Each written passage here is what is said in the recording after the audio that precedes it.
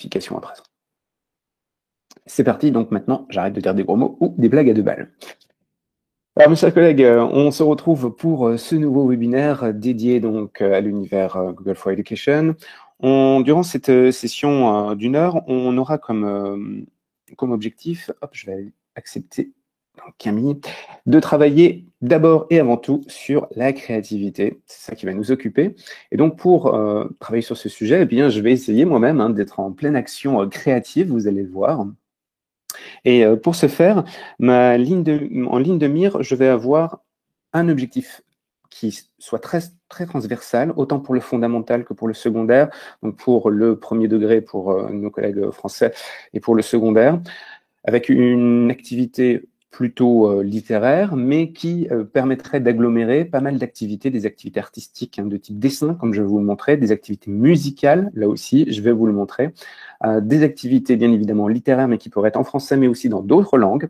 L'objectif, c'est vraiment d'avoir un point central, quelque chose qui puisse plaire à tous, quel que soit l'âge, et qui puisse vous parler aux uns et aux autres. Et je suis même convaincu que des enseignants de sciences pourraient y trouver des éléments pour pouvoir justement créer une activité pluridisciplinaire. Et comme vous pouvez le voir sur mon écran, l'objectif, c'est de réaliser une version du conte du Petit Chaperon Rouge que nous connaissons tous. Donc c'est un fondamental qui est plutôt pratique, puisque là au moins, je n'ai pas besoin de vous raconter l'histoire, vous en avez tous une petite idée.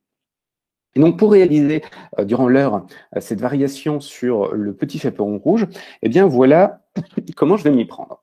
D'abord, je vais démarrer une session de brainstorming où je vais moi-même me mettre en situation où je prépare ma séquence pédagogique. Donc, il faut que je prenne des notes, il faut que je me documente. C'est ce que je vais faire dans un premier temps, et j'utiliserai ici l'application Android Nibo de MyScript. Nibo est une des meilleures applications de prise de notes pour Chromebook. Vous allez le voir, elle a une excellente reconnaissance d'écriture, donc on peut transcrire ce que je vais écrire au stylet. Elle est aussi très puissante pour reconnaître les formes, donc c'est vraiment bien quand on veut réaliser des cartes mentales, des schémas, etc. Donc, bref, c'est parfait pour une session de brainstorming. Ensuite, je vais m'amuser à illustrer, puisque le Petit Chaperon Rouge, c'est aussi une affaire de loup. Donc, je vais m'amuser à dessiner. Alors, j'ai déjà amorcé bien évidemment le dessin, puisqu'on n'a qu'une heure. Donc, je vais vous montrer comment j'ai fait, et je le finaliserai sous vos yeux. Et j'utiliserai ici ce qu'on appelle une Progressive Web App. C'est une application web qui est installée par défaut sur les Chromebooks, qui est extrêmement puissante et extrêmement agréable à utiliser pour des activités artistiques. Vous l'aurez déjà compris, sur un Chromebook, on peut faire tourner donc des applications Android, c'est le cas du Nibo, et on peut faire tourner ce qu'on appelle des applications, des Progressive Web Apps, c'est le futur des applications web, avec ici Chrome Dessin installé par défaut sur les Chromebooks.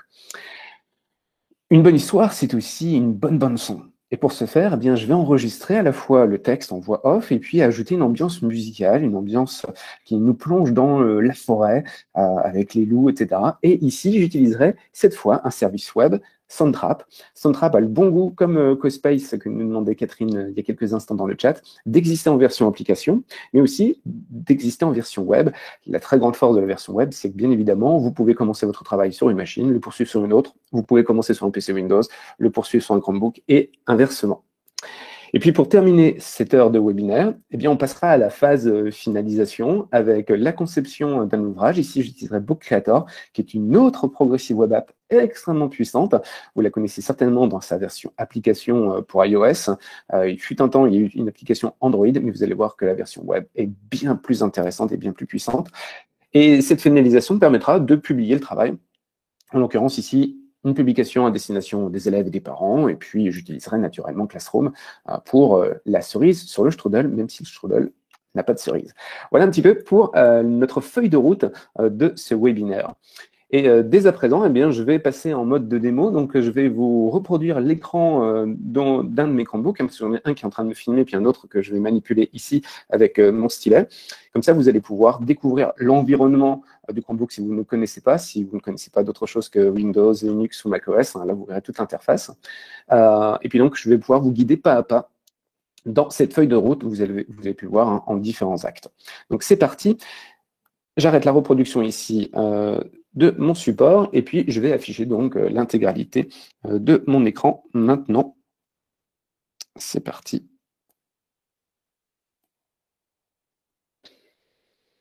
Voilà, vous voyez donc à présent mon écran. Oups. Me voilà donc en mode tablette, hein, puisque j'utilise ici un Chromebook convertible qui peut passer tantôt en mode ordi, tantôt en mode tablette. Donc vous avez ici l'interface de Chrome OS dans sa version tablette.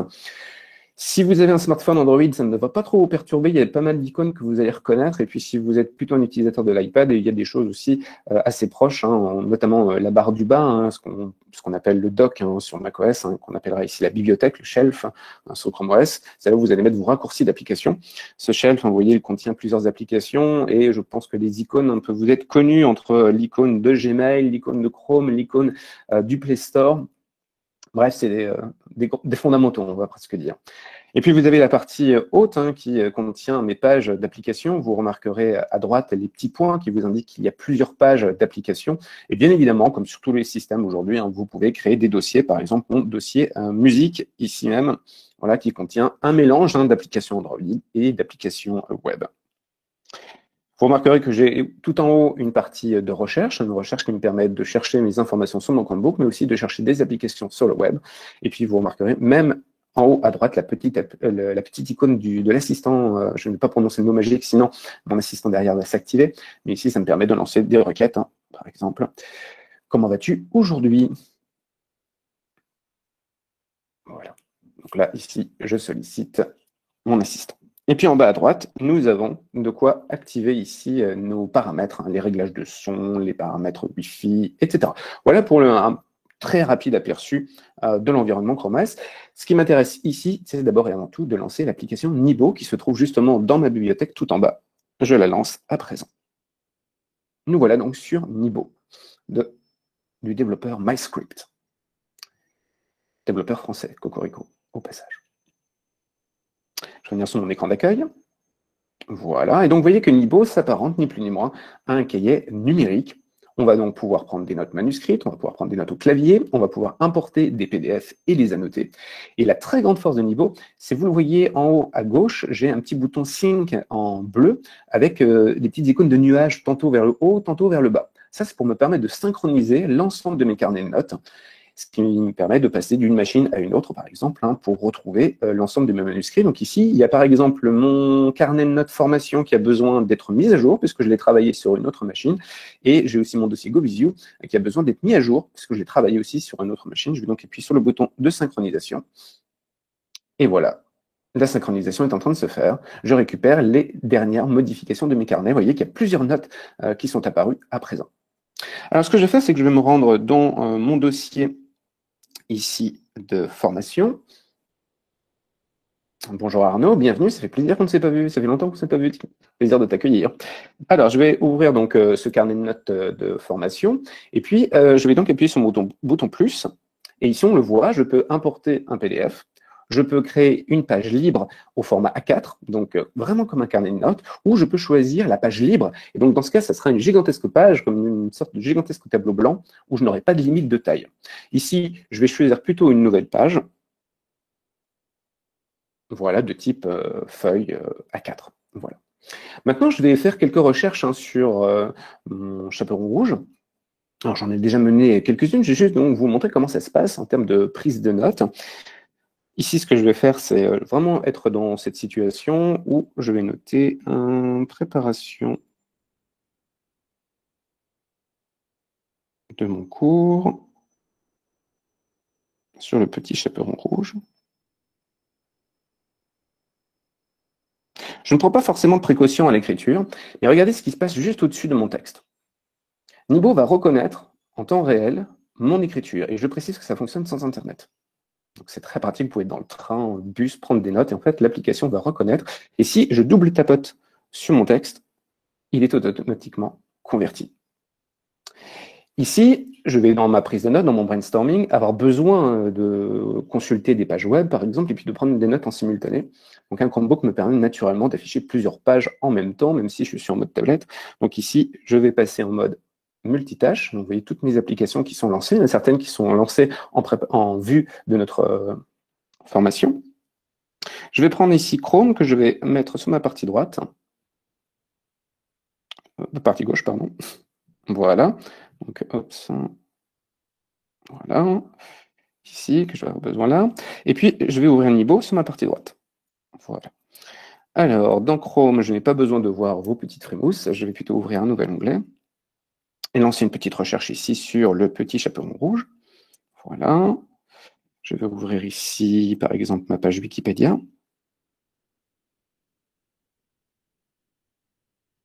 Voilà, donc la page se charge. Voilà, j'ai donc tout mon petit chaperon rouge. Et donc, juste à côté, je vais pouvoir prendre des notes. Donc, je vais par exemple noter ici que c'est un conte médiéval à l'origine.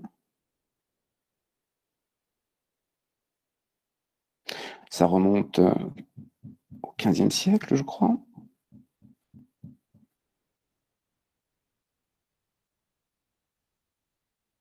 Voilà. Vous voyez que même les chiffres latins sont bien interprétés. C'est plutôt fort. Je peux ensuite stabiloter au besoin, par exemple. Compte médiéval. Oups. Je reviens en arrière. Je vais choisir plutôt ici. Regardez, je vais entourer. Bam. Et voilà, ça entoure directement mon mot médiéval. Ça forme directement mon pot rectangle. Ensuite, traditionnellement, on va dans une séance de brainstorming. Là, ici, je vais agrandir, hop, pour passer directement sur Nebo intégralement. On va avoir besoin souvent aussi de faire des schémas.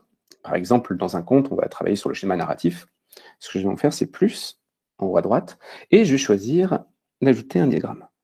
Hop, j'ai une nouvelle zone qui est créée dans ma page, et ici, je vais pouvoir faire mon diagramme. Donc ici, je vais mettre par exemple situation initiale.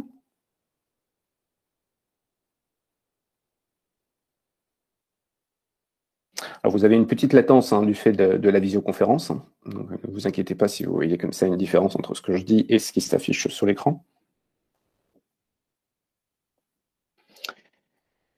Hop, vous voyez que j'ai franchement très mal écrit et pourtant il a bien reconnu situation initiale. Hop, voilà, je le convertis. Je vais entourer situation initiale. Hop, vous voyez qu'il a reconnu ma forme que j'ai faite vraiment très légèrement. Il en a même coloré d'ailleurs le fond. Je vais ajouter maintenant ici une petite flèche. Voilà, il corrige mon trait. Je vais ajouter donc ici le chaperon rouge.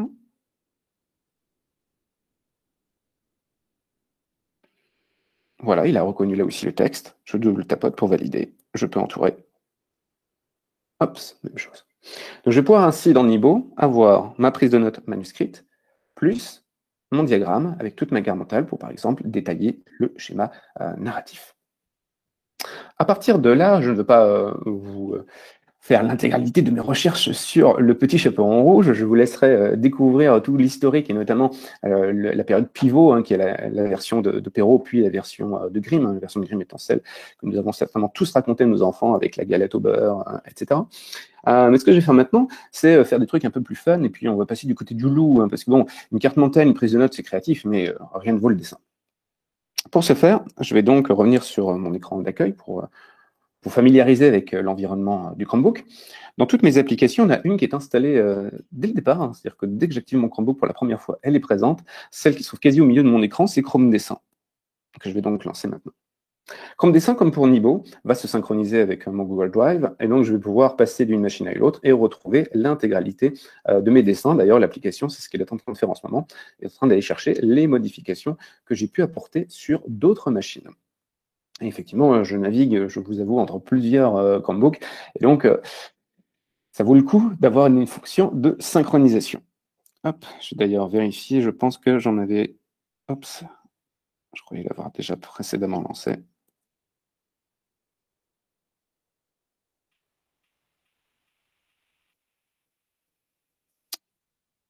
Allez, hop. Bon, normalement, j'ai toujours un moment Pierre Richard dans mes démos. Si ce n'est pas le cas, je ne cache pas toutes mes cases. Voilà. Voilà mon application de lancer. Vous voyez qu'il y a il y a déjà plusieurs de mes dessins qui sont présents. Et vous reconnaissez en haut à gauche celui qui va nous intéresser aujourd'hui, puisque j'ai pris le parti de ne pas partir sur le conte de Perrault ou de Grimm, mais plutôt de faire un grand bond dans le temps et d'aller chercher plutôt la version de Tex Avery de 1943. Si vous ne la connaissez pas, on aura l'occasion de la voir en conclusion de ce webinaire. C'est vraiment juste très très drôle. C'est une très jolie réinterprétation de tout cela. Donc, vous voyez que dans mes dessins, vous reconnaîtrez aussi Olaf, puisque ma petite dernière m'a demandé récemment de lui faire le dessin. Puis vous reconnaîtrez, si vous suivez les actualités de GoVisio, vous reconnaîtrez peut-être certains dessins que j'ai utilisés dans mes vidéos pour présenter ce webinaire. Je vais donc ouvrir dès à présent notre dessin de loup. Voilà, voilà mon dessin. Comme ça, vous découvrez l'interface de Chrome Dessin. Si vous êtes familier d'outils de dessin, l'interface ne devrait pas trop vous perturber. On y retrouve les fondamentaux. À gauche, on y retrouve les outils, hein, le crayon de bois, on va y retrouver le stylo plume, le feutre, la craie. On va y retrouver la possibilité de choisir parmi des couleurs prédéfinies et d'aller chercher sa propre palette de couleurs, hein, avec ici la partie custom. On peut même rentrer les codes de couleurs, hein, si vous êtes vraiment un amoureux du graphisme, ou vous cherchez précisément des teintes. Et nous avons en haut à droite les calques. Alors ici, c'est ce que je voulais vous montrer, c'est-à-dire que pour faire ce dessin, eh bien, qui n'est pas totalement fini, vous le voyez, on y voit les petits carrés blancs et gris à l'arrière-plan, hein, c'est-à-dire que c'est un fond transparent, il me manque un décor, hein, pour le moment que je n'ai pas encore réalisé. Eh bien, ce dessin est composé d'une multitude de calques, et tout d'abord, je me suis aidé, hein, parce que je ne suis pas forcément brillant, donc je vais cacher tous mes calques précédemment utilisés pour vous montrer de quoi je suis parti. Je vais tout désactiver, comme ça vous allez vraiment voir l'archéologie de mon dessin. Voilà, ils sont tous cachés, à l'exception de celui-là. Et je vais donc activer le dessin de fond sur lequel je me suis inspiré. Hop, voilà. Vous voyez, c'était ce dessin tout pixelisé. Hop, voilà, ça c'est mon calque de départ. Et à partir de ce calque de départ, eh bien, j'ai ajouté, là pour le coup, c'est une petite technique de dessin quand même, j'ai ajouté une multitude de couches de calque pour venir progressivement. Donc vous voyez que là j'ai fait la table et le fauteuil de notre petit chaperon rouge. J'ai ajouté ensuite hop, les aplats pour notre loup et notre demoiselle. Vous voyez que ces aplats sont constitués essentiellement de la peau, du fond noir du loup, et j'ai juste préservé la chevelure et le genou, parce que je présumais que celui-là allait m'embêter tantôt. Vous voyez qu'après, ensuite, je vous montre progressivement les différents aplats que j'ai ajoutés pour couche après couche réaliser mon dessin complet. L'avantage de tous ces calques, ça me permet de corriger si jamais j'ai fait une erreur. Je peux revenir dessus. Là, par exemple, je vais terminer ce dessin en ajoutant une couche supplémentaire. Donc, hop, j'appuie sur l'outil de calque. Tout en haut, j'appuie sur le bouton plus. Voilà, j'ai donc un calque hop, supplémentaire qui est ici. Et sur ce calque, eh bien, je vais ajouter des éléments d'information. Par exemple, ici, je pourrais signer mon œuvre. Hein. Celle-ci, à mon avis, mériterait d'être affichée dans un musée, qu'il soit virtuel ou non, dès la sortie de notre situation sanitaire. Je plaisante, bien évidemment. Je vais donc ici ajouter juste le titre, par exemple. Donc, je vais prendre le stylo plume. Je vais choisir une couleur. On va prendre ici du rouge. On est sur le petit chaperon rouge. Je vais pouvoir zoomer, bien évidemment. Et puis ici, je vais pouvoir mettre... Comme ça, vous voyez la fidélité du tracé, qui est vraiment excellente. Le petit chaperon rouge.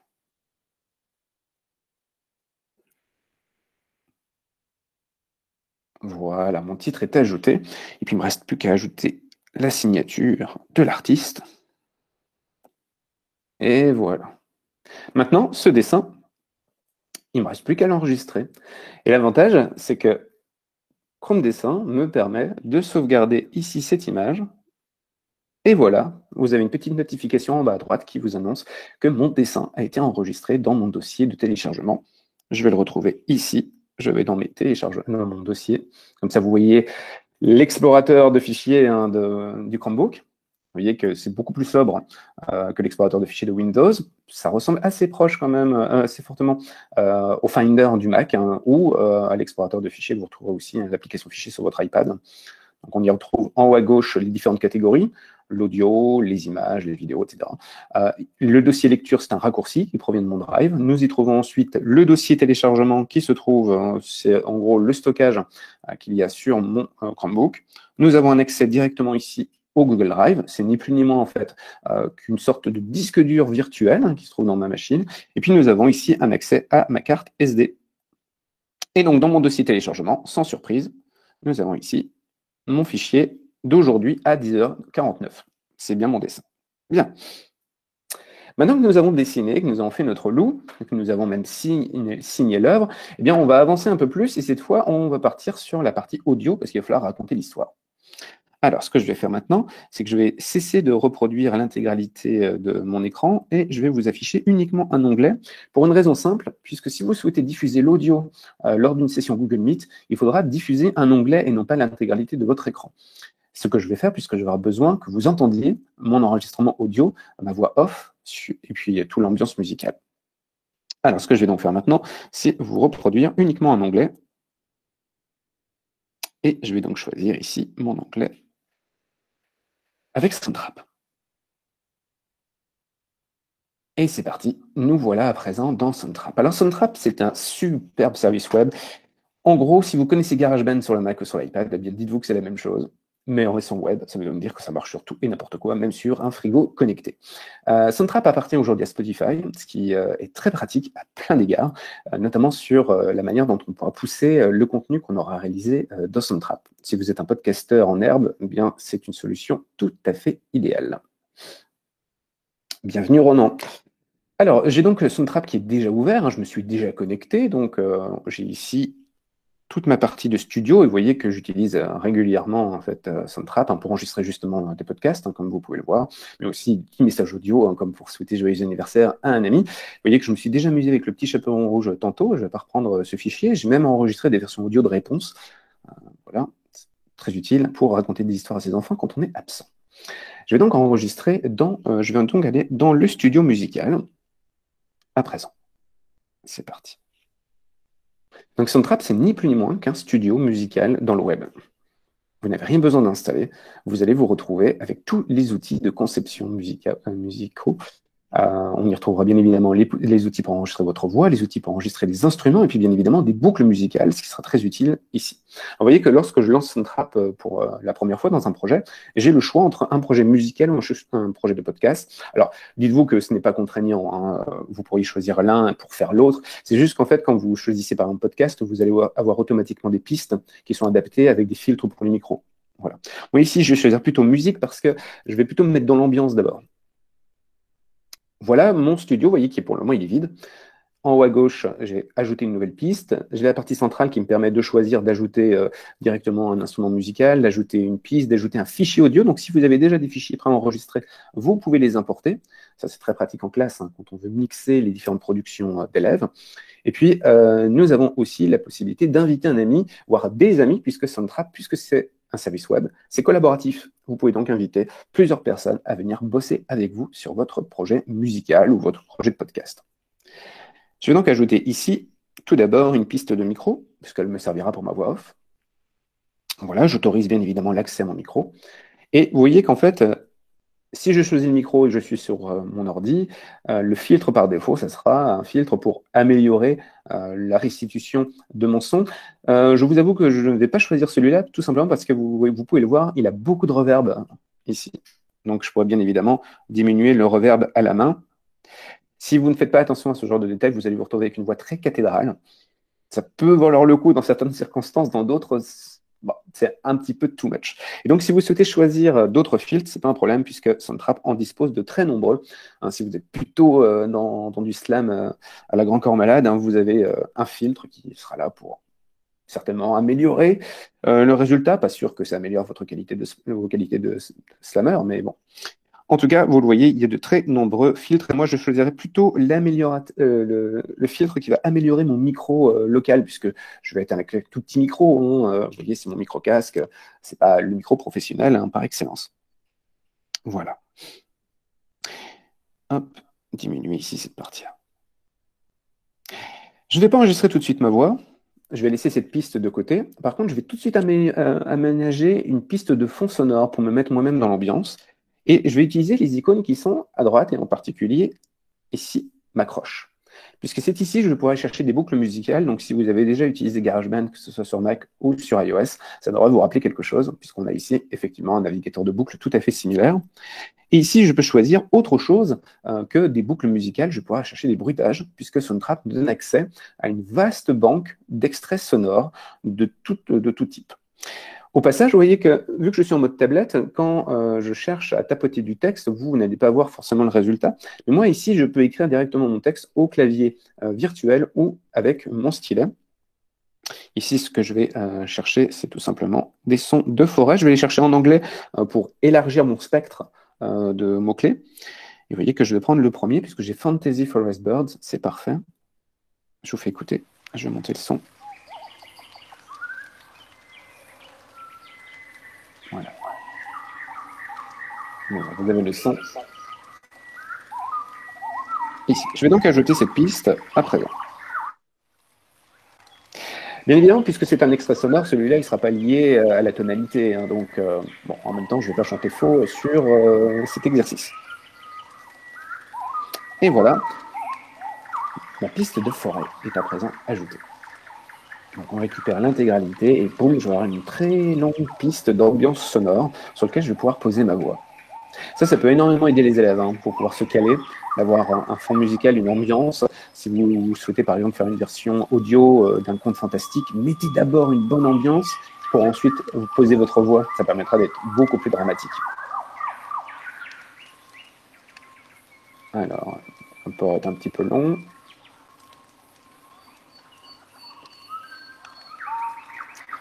Je pense que l'extrait doit être particulièrement volumineux. Ou alors c'est juste parce que ma connexion est en train de tirer la langue. Allez, c'est parfait. Alors, pour pouvoir enregistrer, eh bien maintenant, je vais utiliser, hop, voilà, je vais fermer cette partie de boucle. Vous voyez que j'ai une très longue piste, hein, ça explique la lenteur. J'ai une très longue piste d'ambiance musicale. Vous voyez les courbes sonores qui sont présentes ici. Hop, j'arrête la lecture.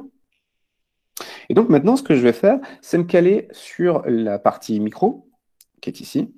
Et j'ai en face de moi un extrait du Petit Chaperon Rouge que je vais à présent enregistrer. Donc je me cale là-dessus. Je vais juste diminuer ma piste, je vais couper ma piste de forêt, puisque ici, en fait, mon micro-casque est branché sur un autre ordi, hein, donc je vais pas avoir, j'ai pas envie d'avoir le bruit de la forêt qui vient s'enregistrer sur ma voix. Et puis, je vais juste poser, enregistrer maintenant quelques phrases. C'est parti.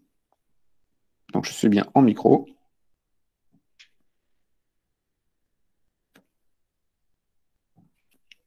Il était une fois une petite fille de village, la plus jolie qu'on eût su voir. Sa mère en était folle, et sa grand-mère plus folle encore.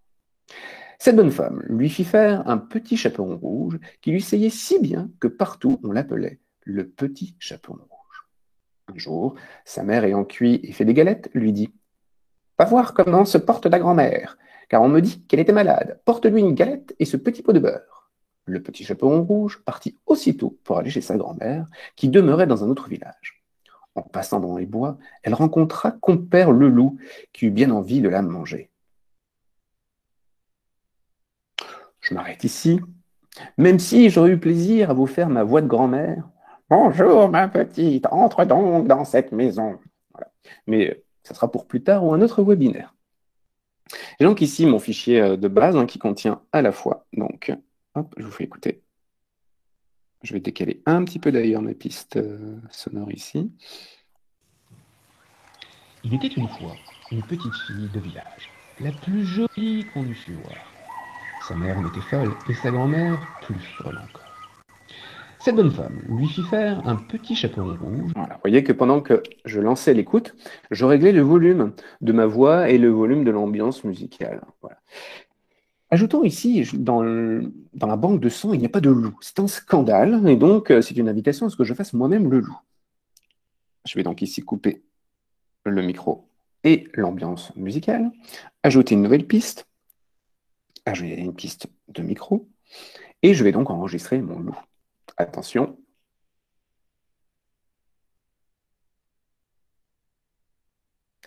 Aouh! Aouh! Oui, j'étais loup-garou dans une vie antérieure. J'ai donc mon loup qui est à présent enregistré. Hop, vous le voyez présentement ici, dans ma piste là. Et donc, ce loup, je vais pouvoir justement le positionner où je veux, etc., le mettre au moment impartant, ou carrément aussi copier, bien évidemment, cette piste musicale. Bref, voilà comment s'amuser avec ce studio Soundtrap. Ce fichier, une fois qu'il est composé, il va falloir l'exporter pour pouvoir en faire quelque chose. Et c'est exactement ce que je vais faire. Je vais d'abord sauvegarder mon projet. et je vais l'inclure. Mais l'inclure dans quoi? Eh bien ici, je vais utiliser dans une autre étape Book Creator. Donc Book Creator, je l'ai évoqué en introduction, super progressive web app qui permet de composer bien évidemment des livres numériques. Alors on peut en faire plein d'autres choses et pour cela je vous invite à aller regarder du côté des précédents webinaires que j'ai pu animer. Vous pouvez abandonner PowerPoint, par exemple, au profit de Book Creator, c'est extrêmement puissant. Vous pouvez faire bien évidemment des manuels numériques. Alors ici, on va effectivement juste l'utiliser pour ce quoi il est fait, c'est-à-dire faire un livre. L'avantage, c'est qu'on va pouvoir y inclure de l'audio, on va pouvoir y inclure le dessin que j'ai fait avec Chrome Dessin, et puis on va pouvoir ajouter des petites touches finales, comme par exemple la version en dessin animé de Tex Avery. Alors, pour faire ça, je vais ouvrir un nouvel onglet. Oups, je vais plutôt même d'ailleurs reproduire plutôt mon bureau. Je vais arrêter la recopie. Voilà, comme ça on revient ici et je vous affiche de nouveau l'intégralité de mon Chromebook.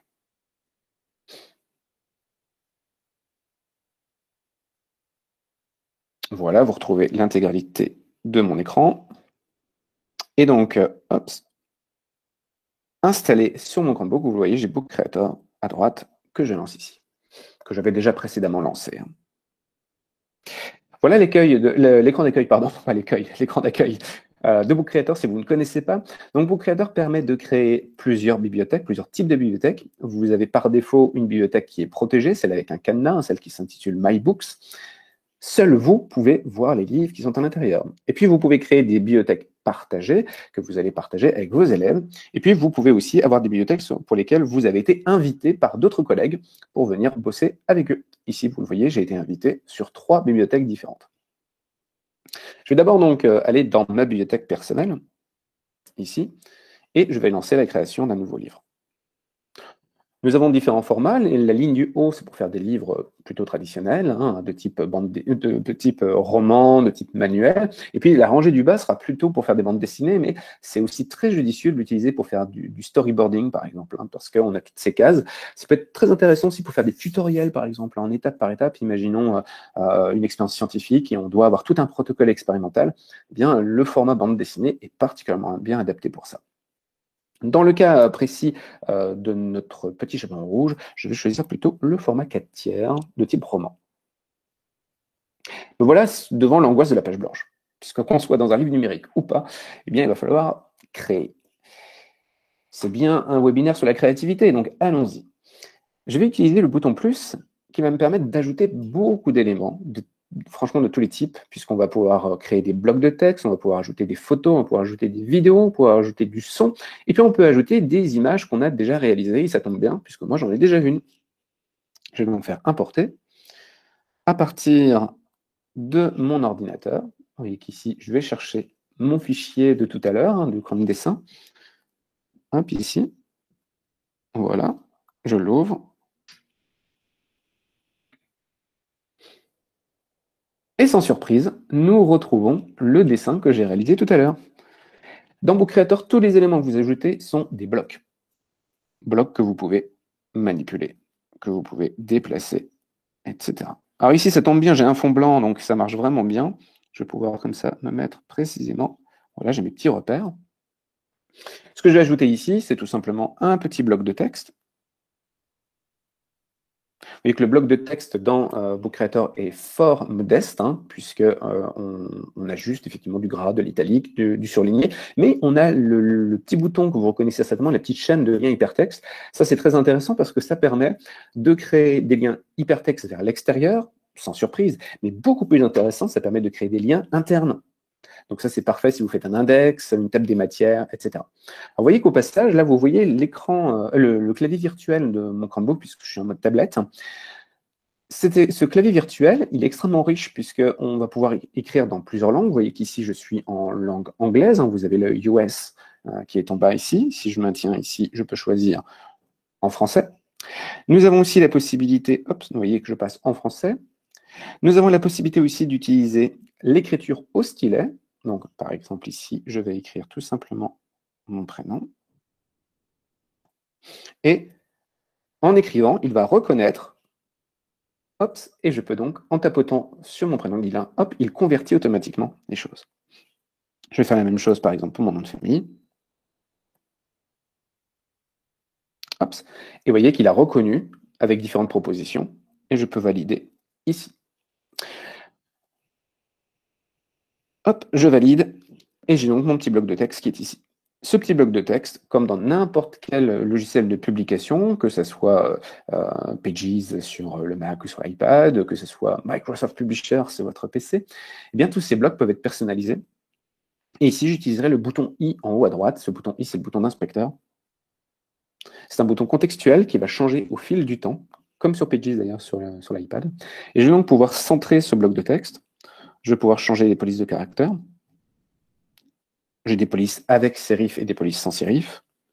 J'ai des polices aussi de type bande dessinée, vous voyez, tout en bas. Par exemple, je vais prendre ici celui-là. Je suis effectivement le garçon le plus chanceux du monde. Hop. Je peux bien évidemment grandir le texte. Vous voyez, dynamiquement. Voilà. Bon, je passe sur toutes les autres fonctionnalités. Vous reconnaîtrez les ombres, les couleurs, etc. Et je peux bien évidemment déplacer ce bloc un peu où je veux. Bien. Voilà ma couverture de réaliser. Ajoutons à présent une page. C'est parti, page 2. Maintenant, on va ajouter des éléments supplémentaires et je vais avoir besoin justement d'ajouter un petit peu d'audio. Ça tombe bien, on a travaillé là-dessus. Tout d'abord, je vais ajouter un premier élément intéressant, c'est que je vais aller chercher une image, mais cette fois, pas en provenance d'un dessin personnel, je vais ajouter une illustration, puisque Book Creator intègre le moteur de recherche de Google Images avec 2 filtres par défaut. Le Safe Search, ça c'est pour éviter de trouver des trucs un peu chelous lorsque vous tapez, imaginons, petit chaton.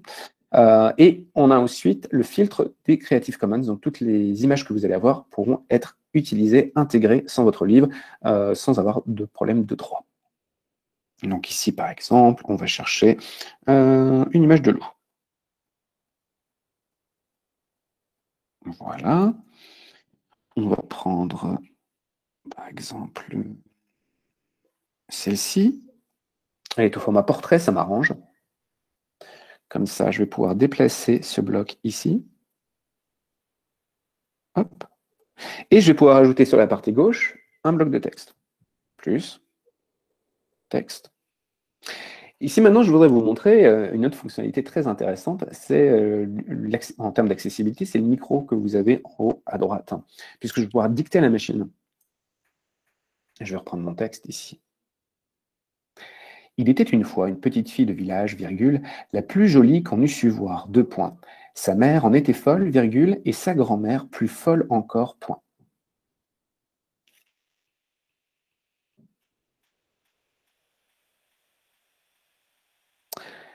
C'est franchement excellent. Je n'ai pas pris de précaution particulière en termes de diction. Il y a juste un petit correctif à faire sur les 2 points. C'est rapidement corrigé. Mais sinon, c'est excellent. Au passage, c'est polyglotte. Donc, si vous avez des élèves allophones, vous pouvez choisir parmi un grand nombre de langues pour pouvoir justement réaliser des livres polyglottes. Excellent. Je valide mon petit bloc de texte.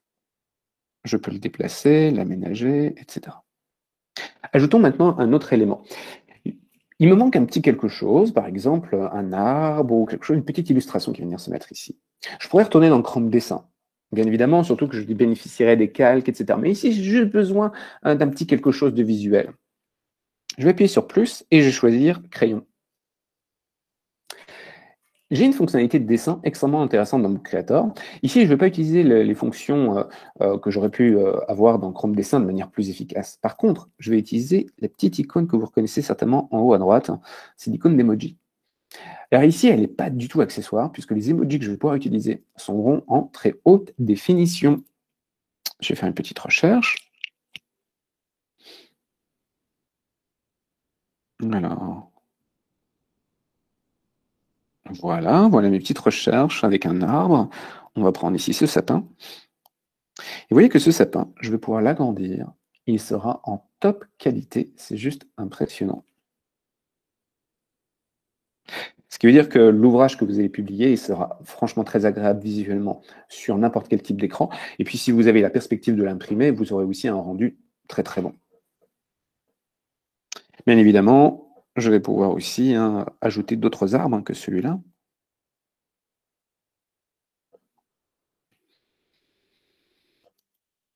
Alors, nous avions par exemple celui-là que je vais choisir aussi, mettre en plus grand. Et puis,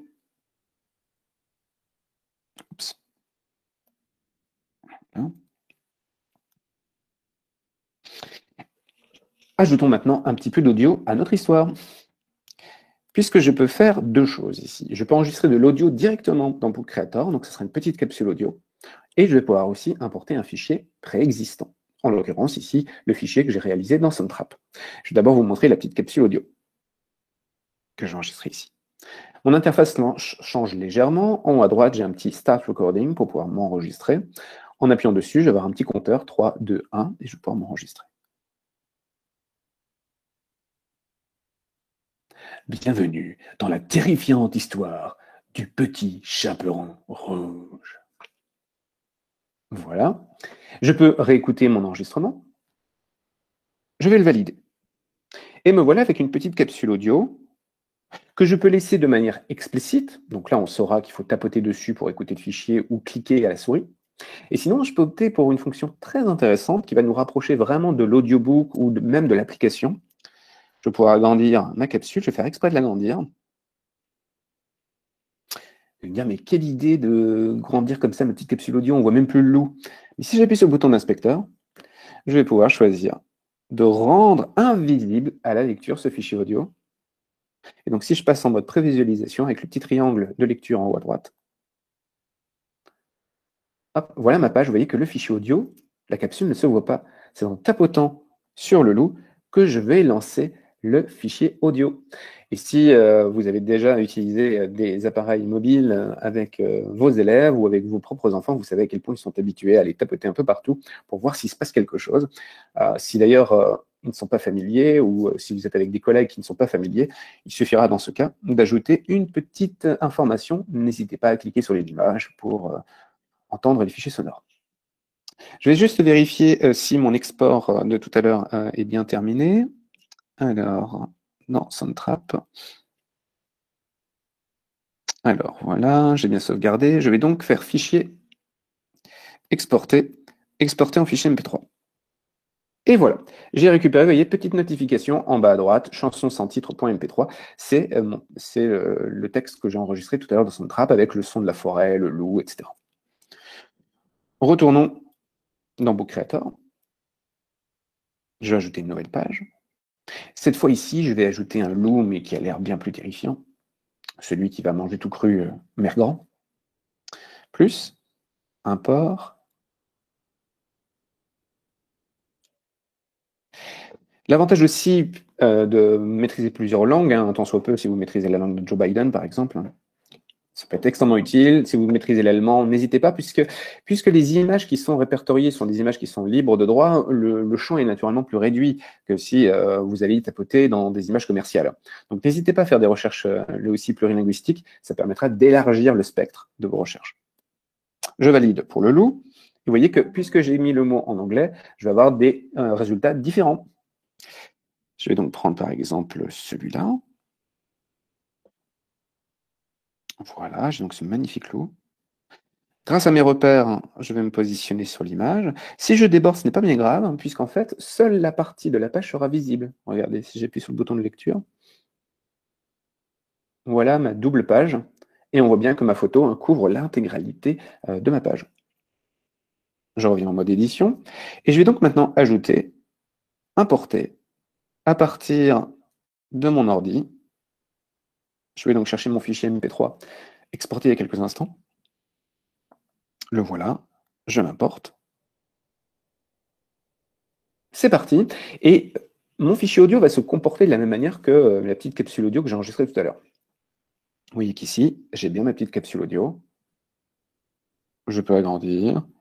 Et je peux opter pour la même technique. Je vais l'agrandir. Voilà. Hop. Appuyer sur le bouton d'inspecteur. Et masquer. Terminons notre expérience Book Creator avec un dernier point extrêmement intéressant qui peut faire gagner un temps précieux. Je vais ajouter une nouvelle page.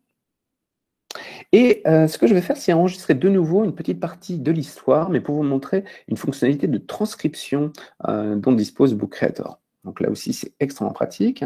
Hop, je vais reprendre, allez, on va prendre cette partie-là. Je vais donc choisir un bloc de texte. Oups, pas celui-là.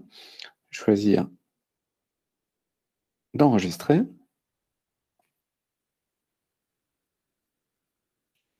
Le loup se mit à courir de toute sa force par le chemin qui était le plus court, et la petite fille s'en alla par le chemin le plus long, s'amusant à cueillir des noisettes, à courir après des papillons et à faire des bouquets de petites fleurs qu'elle rencontrait. Mon enregistrement est ici intégré, mais ce qui va m'intéresser maintenant, ça va être de le manipuler, d'appuyer sur le bouton I et d'ajouter une transcription. Book Creator va me demander dans quelle langue je souhaite faire ma transcription. Je ne suis pas en anglais, je suis en français. Voilà. Et je vais cliquer sur « Générer automatiquement ». Je peux fermer ma fenêtre. Une fois que la transcription sera terminée, j'aurai une petite icône qui ressemble à celle de Google Messages, si vous avez l'application sur votre téléphone Android, m'indiquant que la transcription a été finalisée. Donc là, je peux fermer ma fenêtre, pas de souci. J'aurai d'ailleurs une petite notification en bas à droite m'indiquant que la transcription est terminée. Ajoutons un dernier élément, et cette fois, je vais me faire plaisir. Ah ben, vous voyez, hop, ma transcription est terminée. Comme je vous le disais tout à l'heure, on a bien une petite icône, comme l'icône d'un SMS.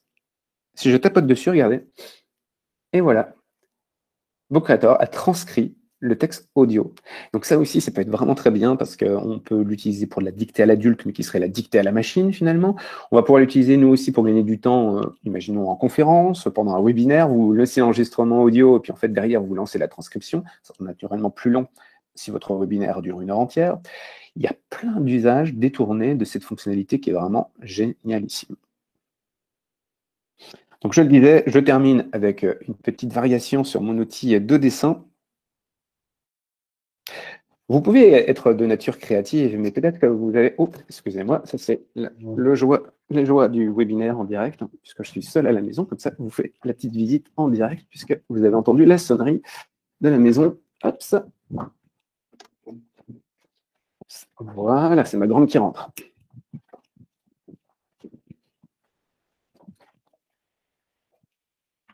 Voilà, voilà. Et donc, je disais, on peut être créatif, mais pas forcément doué en dessin. Eh bien, ici, on va pouvoir utiliser le moteur de l'intelligence artificielle de Google avec le dessin intelligent, ce qu'on va retrouver dans Book Creator avec le dessin automatique. Ici. Book Creator m'invite maintenant à dessiner. Nous sommes dans une histoire de loup. Eh bien, je vais essayer de dessiner mon loup à main levée. Donc, c'est parti. Avec, hops, hops, hops, hops. J'essaie de faire, hops, hop. On va couper ici, décidément. Hop. Voilà. Et vous voyez qu'en haut, j'ai différentes icônes qui sont apparues pour pouvoir dessiner. Donc, je vais pouvoir choisir. Alors, pour le coup, mon loup n'est pas très bien fait parce que pour le moment, il me propose un lapin, il me propose un dragon. Bref, il va falloir que je continue peut-être un petit peu mon dessin pour affiner.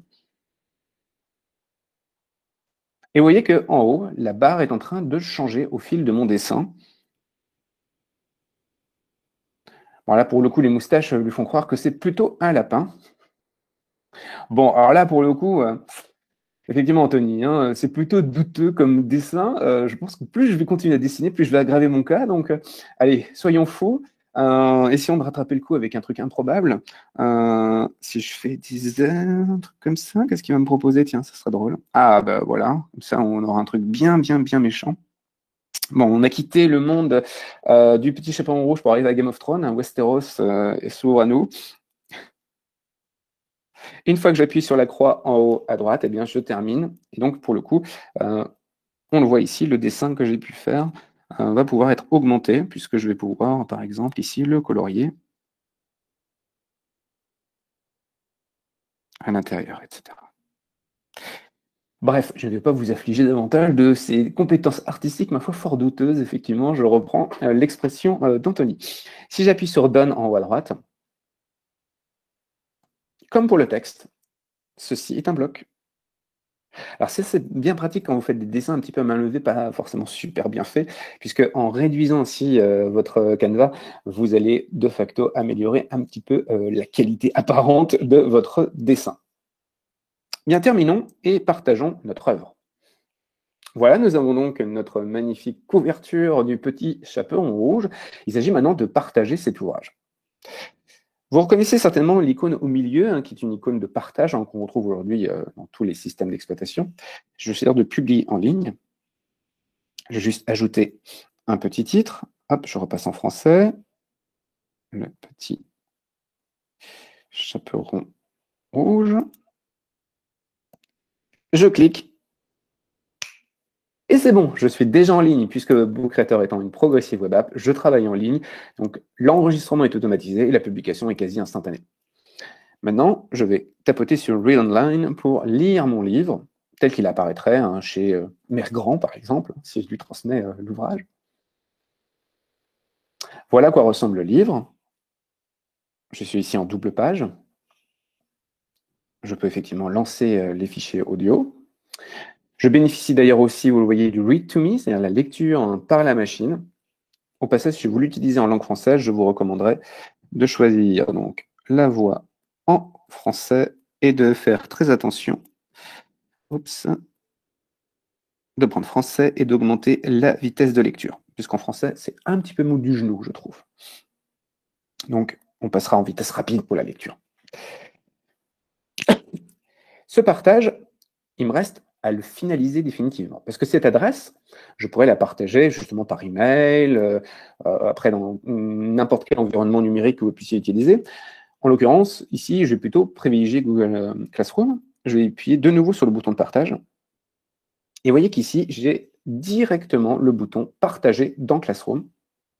Je tapote dessus. Book Creator va me proposer maintenant de choisir le cours dans lequel je vais publier mon livre. Je vais donc choisir, par exemple, ce cours. Oups, il faut que je prenne un cours dont je suis le créateur. Je vais prendre un autre compte.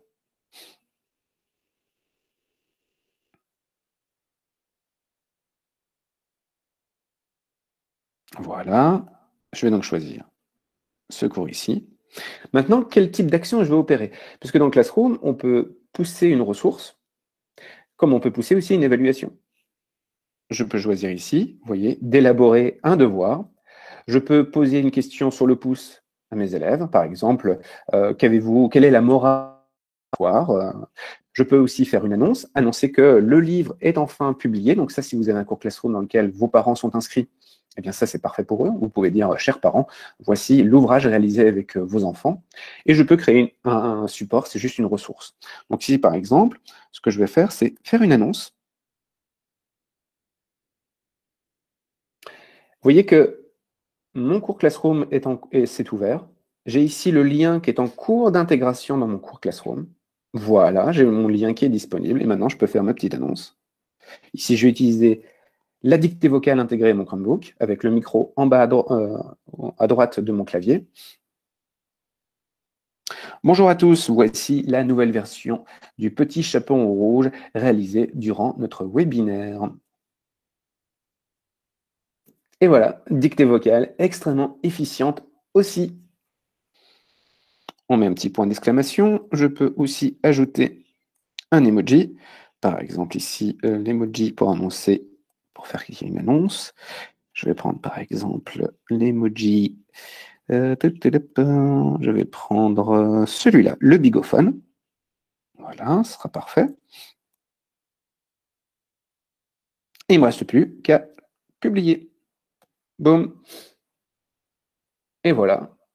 Mon annonce a bien été envoyée dans mon cours. Démonstration, je vais me rendre maintenant dans mon cours Classroom.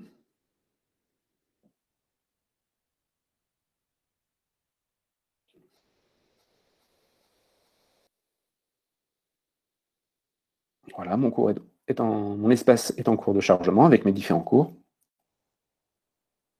Je vais prendre l'atelier d'ailleurs, c'est le cours dans lequel je viens de publier la ressource. Et regardez, nous avons bien, ici à 11h25, bonjour à tous, voici la nouvelle version du petit chaperon rouge. Et donc les élèves peuvent à présent tapoter sur le lien et ils pourront lire le livre.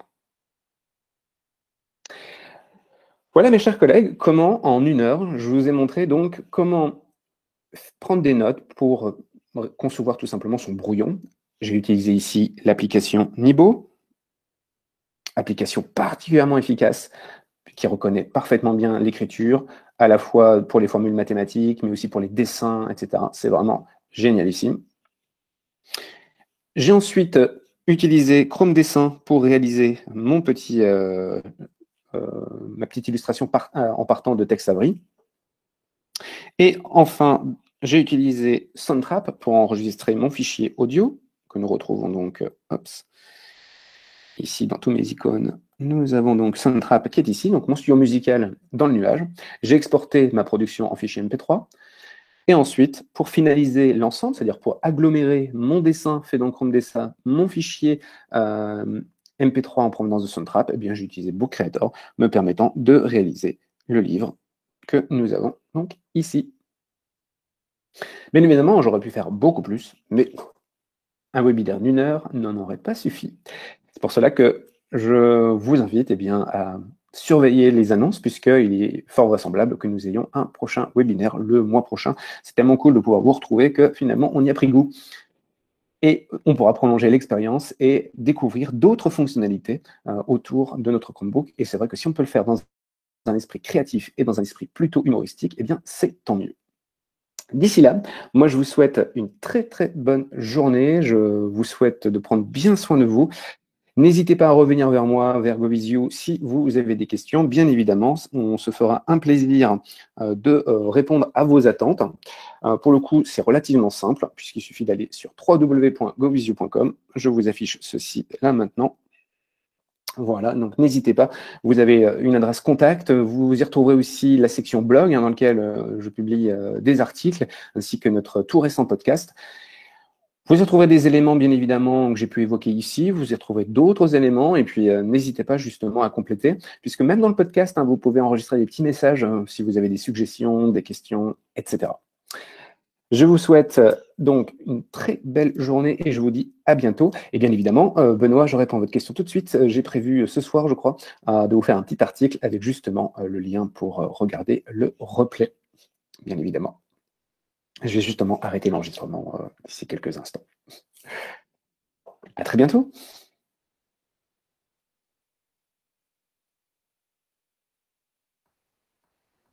Merci, à bientôt.